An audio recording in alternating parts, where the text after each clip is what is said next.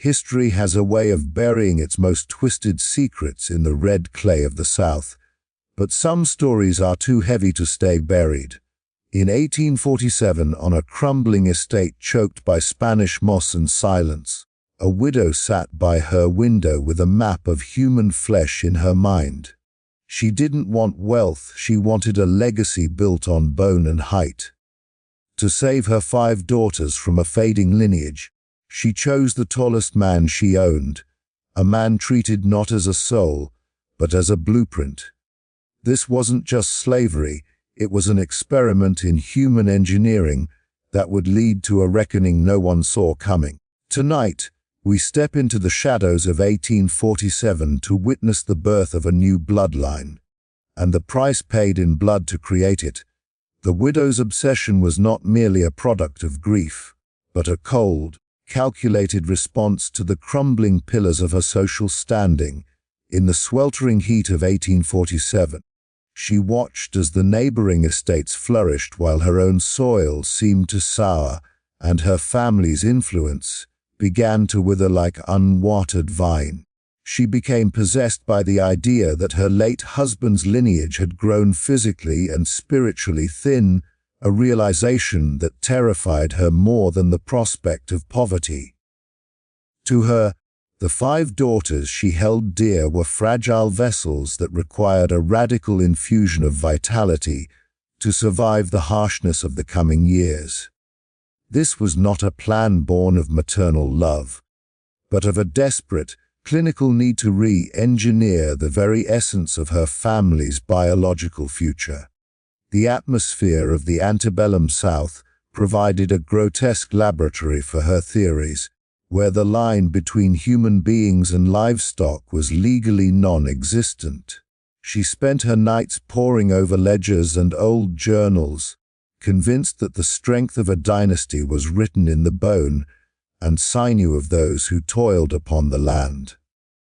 The widow viewed her daughters as the soil and the enslaved as the seed, a dark inversion of the natural order that she felt entitled to manipulate. Her obsession turned the plantation into a quiet theater of horror, where every meal and every conversation was shadowed by her singular focus on genetic dominance. She silenced the whispers of her own conscience by convincing herself that she was a visionary, protecting her children from a world that devoured the weak. Central to her descent into madness was the belief that height and physical stature were the outward manifestations of an inner, unbreakable power.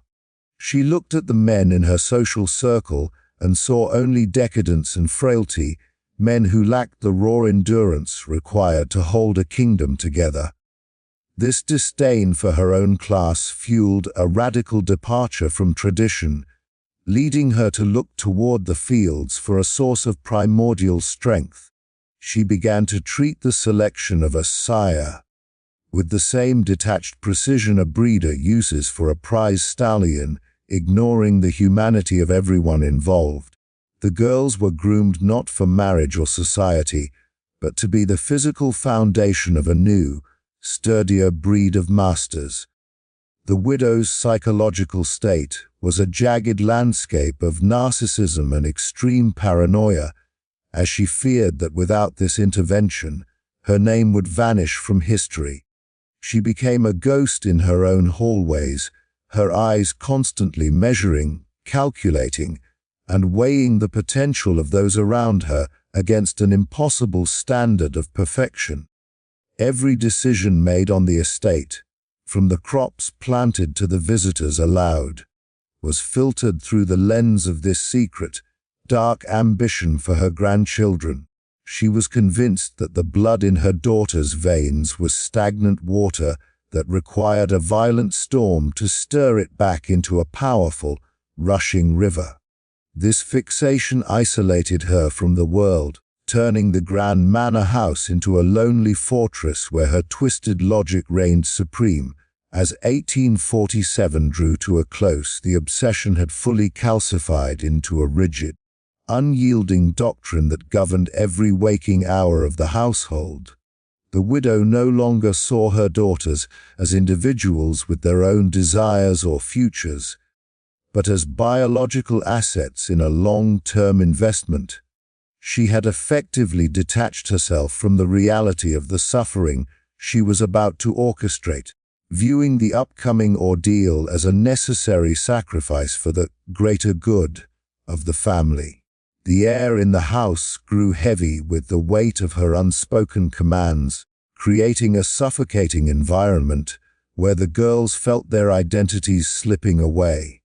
Her obsession was the spark that would eventually ignite a conflagration, proving that when humans are treated as tools, the resulting structure is built on a foundation of inevitable collapse. The selection of Big Silas was not an act of chance, but a predatory evaluation of a man whose very existence was defined by his immense physical presence. Standing nearly 7 feet tall, he was a figure of awe and intimidation, a human mountain whose strength was whispered about in the quarters and envied by the overseers. The widow did not look at Silas and see a man with a history, a soul, or a capacity for pain. She saw a biological marvel, a raw resource to be harvested. To her, his towering height was a commodity more valuable than the gold in her coffers or the cotton in her fields. He was the chosen architect of a new anatomy, selected specifically to overwrite the perceived fragility of her own family's wavering and thinning bloodline. Silas lived his life under the constant, heavy weight of the widow's gaze, a scrutiny that stripped him of his humanity and reduced him to a specimen. Every muscle in his back and every inch of his reach was catalogued by a woman who viewed his body as a blueprint for a future she intended to control. He was a prisoner of his own stature, unable to hide from the dark ambitions of a mistress who saw his strength as a tool for her own vanity. While others were valued for their labor, Silas was valued for his essence, making his position on the plantation a unique and terrifying form of isolation. He was kept apart from the others, treated with a strange, clinical reverence that was more dehumanizing than the whip, as he was groomed for a purpose he could not yet fathom. The widow's choice was an exercise in extreme eugenics, a cold calculation that ignored the spiritual and moral consequences of treating a human being like a prize animal. She spent hours watching him from the shadows of the veranda, analyzing his gait and the way his shadow stretched across the dusty earth like a giant's shroud. In her mind, Silas was no longer a person named Silas. He was the Great Tall One, a vessel of primordial power that she could harness to build a dynasty.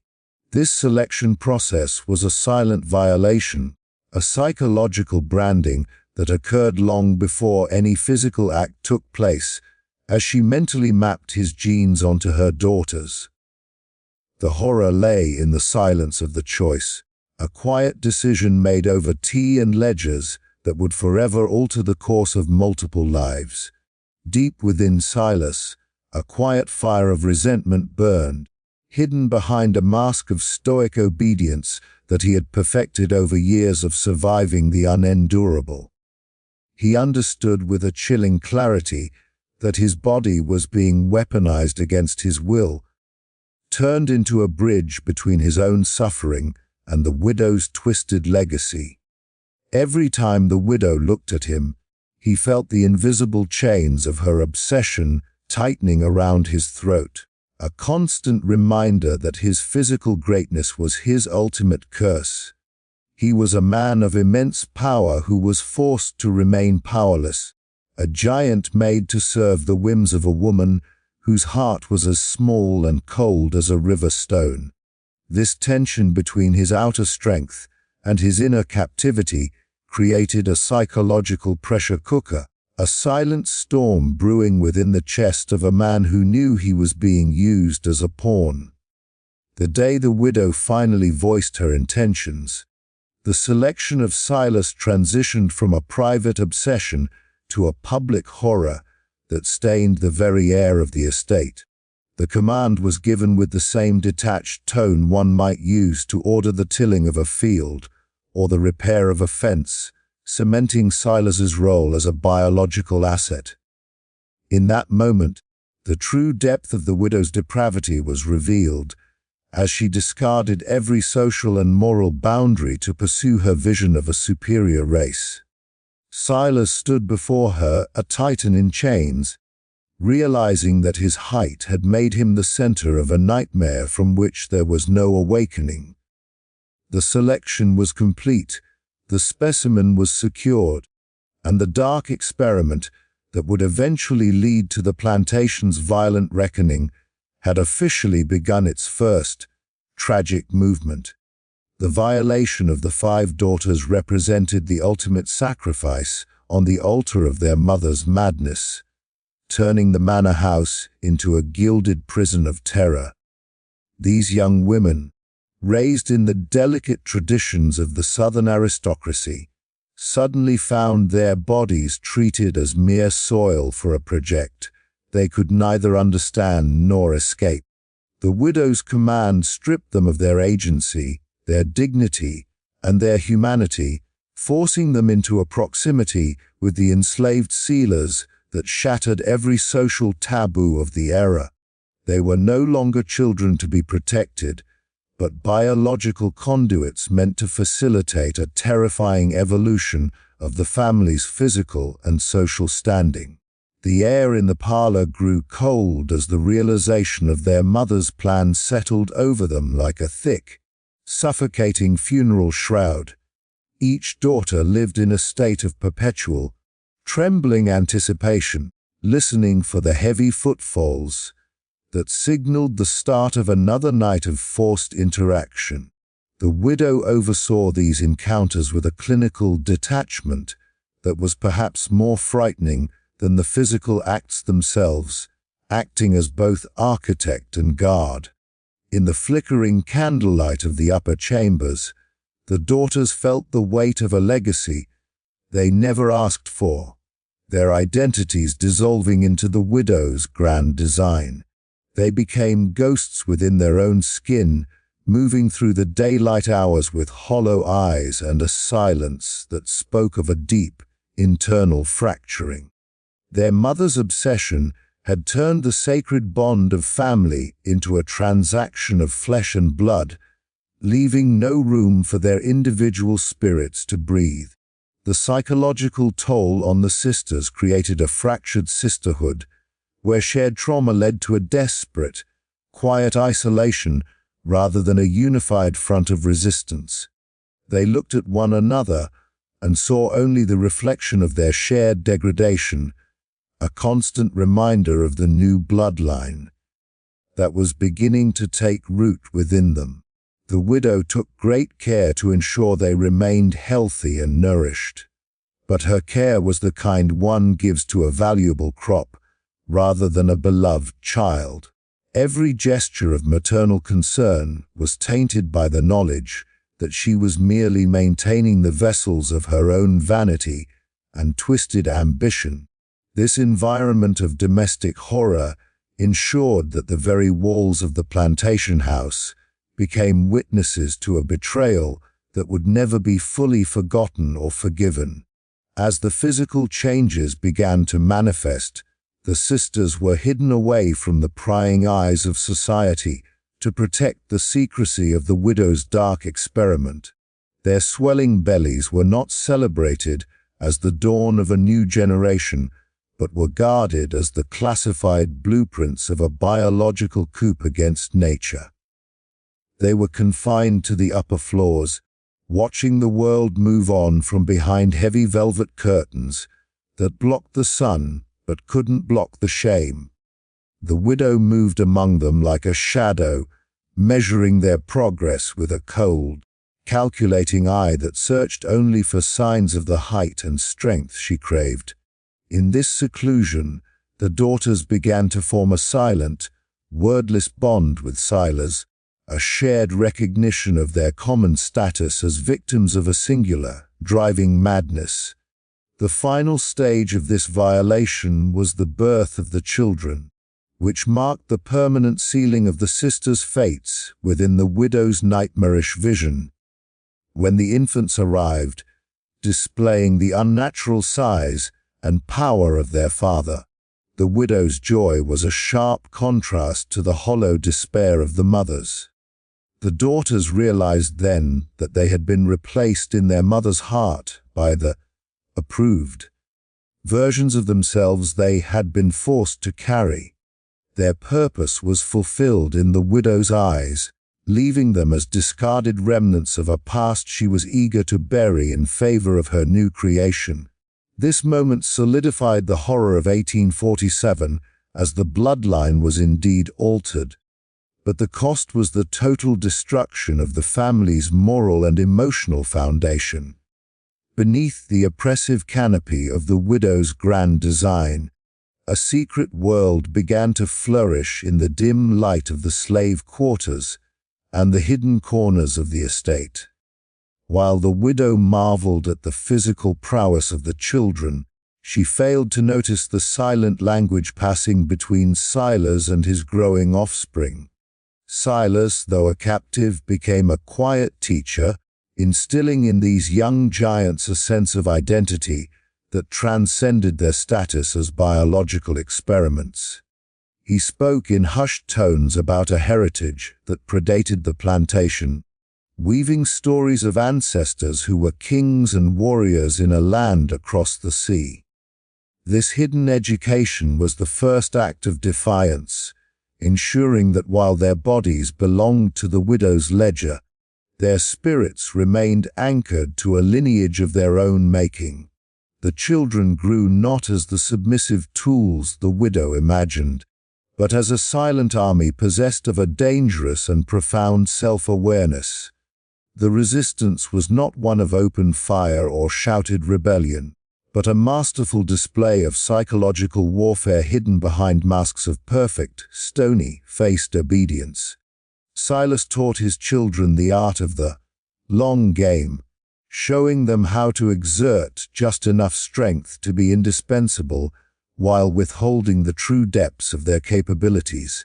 They moved through the fields and the house with a synchronized precision that unsettled the overseers, a coordinated grace that suggested a private communication network.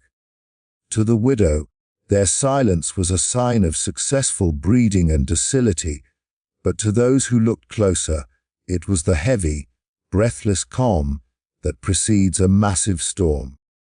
They were learning the rhythms of the plantation, identifying its weaknesses and mapping the cracks in the widow's armor with every passing season. Every task performed was a lesson in the mechanics of their own power and the fragility of the walls that sought to contain them. In the dark of night, the children and Silas gathered to forge a culture that was entirely separate from the one imposed upon them by the manor house. They shared a secret oral history, a tapestry of grievances and hopes that bound them together more tightly than the blood in their veins ever could. This clandestine fellowship served as a shield against the dehumanization they faced daily, providing a sanctuary where they were recognized as individuals rather than mere specimens. Silas acted as the patriarch of this hidden nation, his presence a constant reminder that their strength was a gift to be used for their own eventual liberation. They developed their own signs and signals, a complex language of gestures and glances that allowed them to communicate even under the watchful eye of the widow. The plantation was no longer just a farm.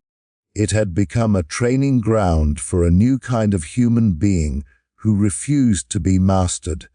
The irony of the widow's obsession was that by breeding for strength and intelligence, she had inadvertently created the very force that would ensure her ultimate undoing.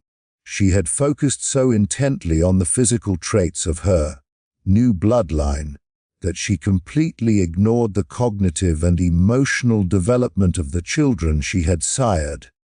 These youths possessed a keen, sharp intellect that allowed them to analyze their situation with a clarity that the widow, blinded by her own arrogance, could no longer achieve. They saw the decay in the Southern social structure long before the first shots of the war were fired, recognizing that the system they were built to uphold was structurally unsound. Their resistance was intellectual as much as it was physical, a slow, burning realization that their unique existence gave them a vantage point unlike any other.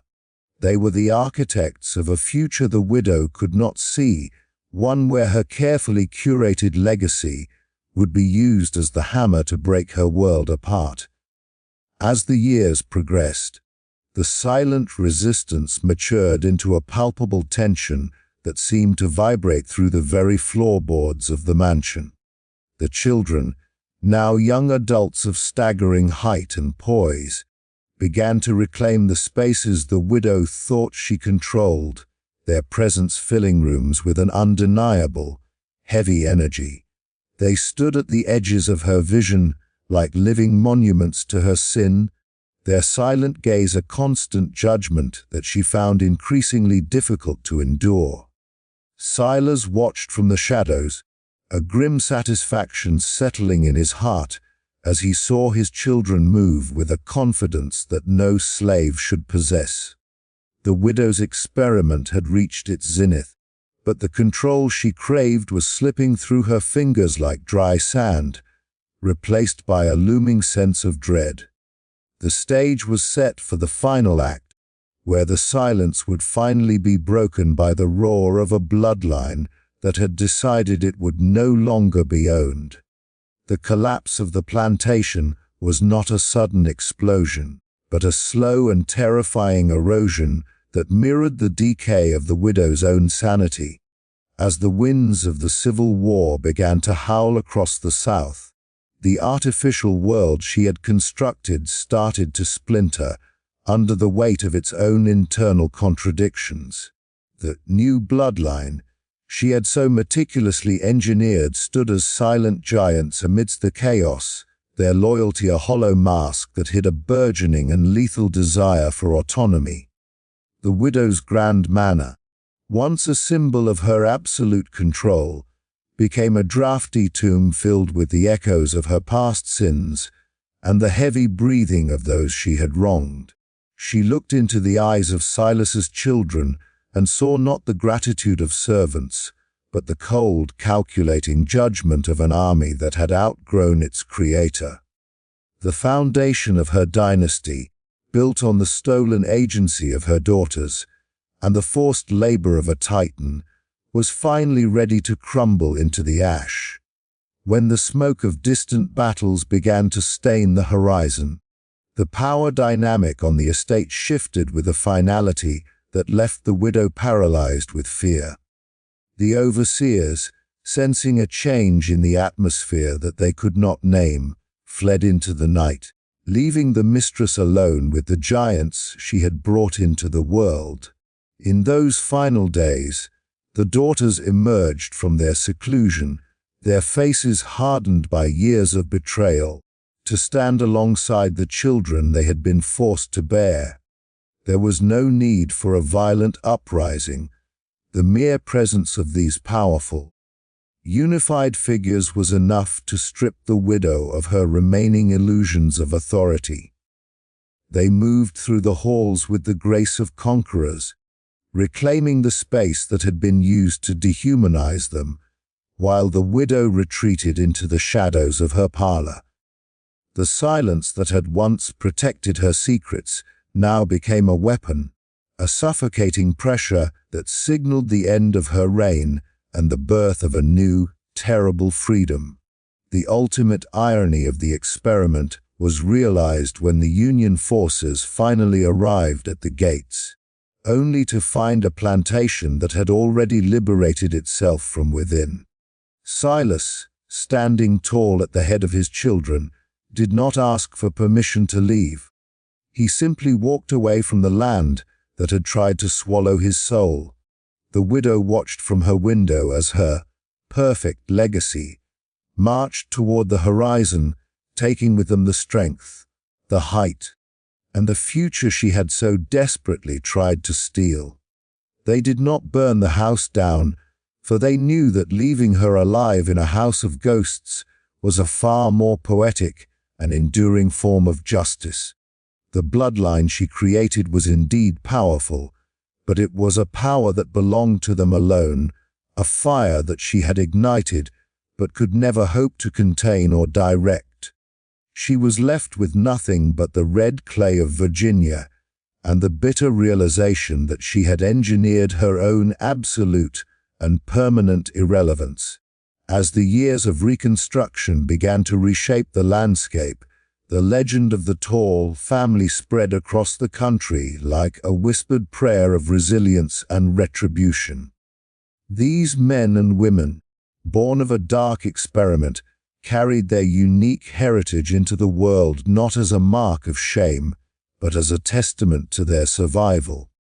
They moved into the North and the West, their physical presence commanding a respect that their ancestors had been denied, building communities that were defined by the very strength the widow had coveted.